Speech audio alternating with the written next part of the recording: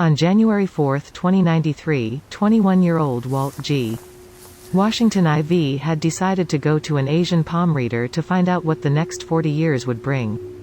The palm reader, an extremely elderly woman who looked older than anything he'd ever seen, had told him that he'd get married to a European athlete. "She will be a strange breed," she had said. "She will be a half-Dravidian, half-Lithuanian swimmer, a failed European athlete. You will get married to her next year. Unfortunately, within 2 days of marriage, she will have died." Walt had scoffed, but encouraged the palm reader to continue.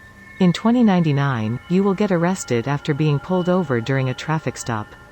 Walt had shrugged and waved his hands. She had continued on, sniffing softly, before hesitating and then saying, "You will die." Walt had stared blankly at her and nodded slowly, as if expecting more. She had squinted her eyes, before saying, "You will die on October 14, 2123 from brain cancer. At first, you will disbelieve the doctors regarding the unusual increase in the circumference and size of your skull and the expansion of your skull. Your disbelief will cost you your life.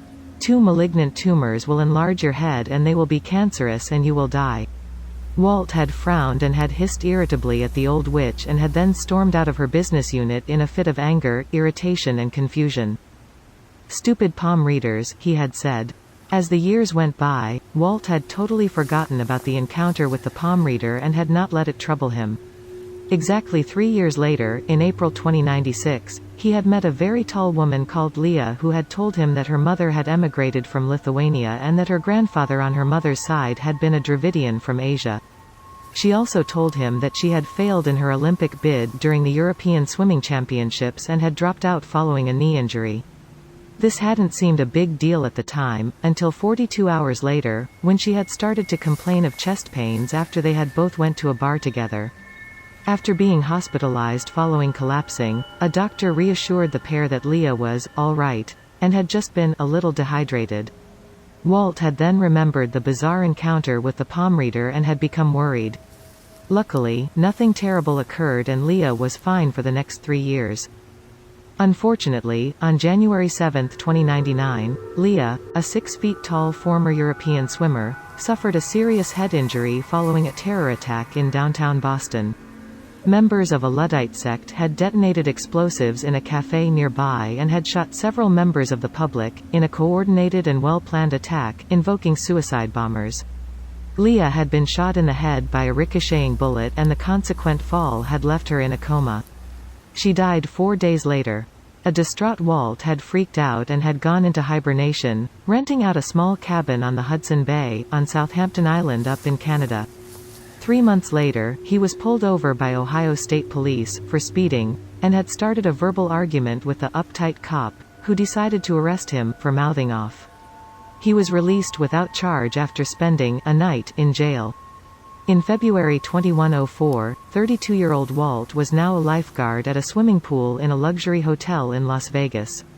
One evening, whilst watching over dozens of guests at the large pool at the Alexander on the Strip, he had lost consciousness and had been taken to hospital.